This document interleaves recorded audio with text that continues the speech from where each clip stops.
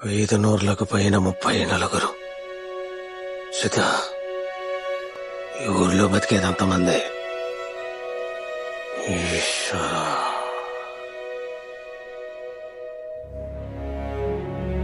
9 గోళాలు, 12 రాసులు, 27 నక్షత్రాలు, మొత్తం 48 రోజులు, ఒక మండలం. ఉత్తరానికి పోయి వెతుకో.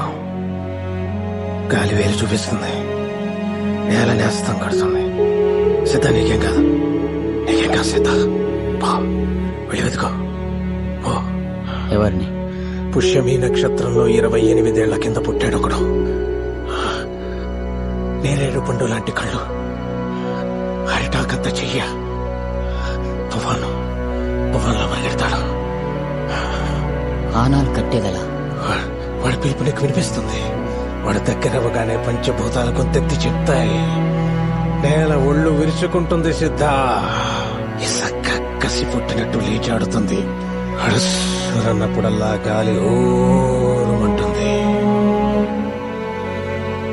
ఎవరిని చూడాలంటే నీ కళ్ళు ఆర్తితో తడవాలో, ఎవరిని చూస్తే ఆకాశం అభిషేకం చేస్తుందో, ఎవడి వేలు చివర నిప్పు ఉప్పనే నాట్యం చేస్తుందో, ఎవడు తాకితే నెత్తురు నీ నుదుటి మీద పుట్టుకుతుందో, ఎవడు చూస్తే భయం చేస్తుందో, ఎవడు తాకితే ధైర్యం వస్తుందో, ఎవడి బిడ్డల బొగ్గల మీద నవ్వులు వెలిగిస్తాడో, ఎవడి గుడిసెల గడపల మీద పువ్వులు పూయిస్తాడు, వాణ్ణి తీసుకురా సీత, వాణ్ణి తీసుకురా. సీత, భద్రం, వాడి కళ్ళల్లో కళ్ళు కలపకు. కొంతతో కాదు, కొన్నితో రమ్మని పిలువు. పన్నోరి పేడ పూలు బతికినట్టే. పాదం మొదలకు పట్టుకోరా. అయ్యో, నమః శివాయ.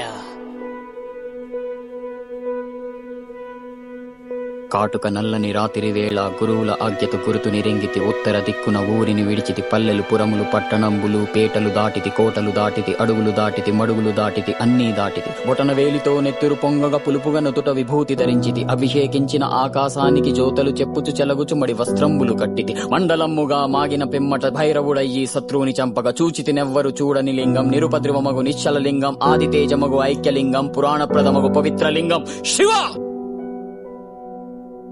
జి సీతారామరాజు. ఓ 6 feet ఉంటాడు.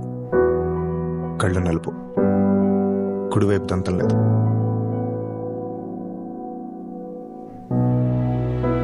నేను ఈ ఊరు దగ్గర ఒక ఫ్యాక్టరీ పెట్టాను. అందులో నుంచి వచ్చే విషయం నీళ్లు కలిపాను.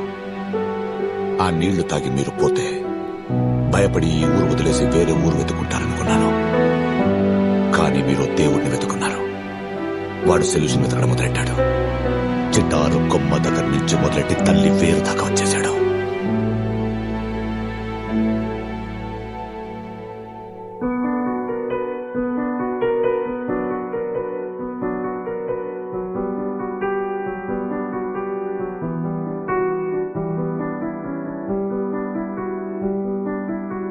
గాలి వల్ల పూలు రాలే, పిల్ల వల్ల నీళ్ళొచ్చాయి, వాడి వల్ల గోడ పడింది. నువ్వు అనుకుంటే అవుద్ది సామే. నీ నవ్వు వరం, నీ కోపం శాపం, నీ మాట శాసనం.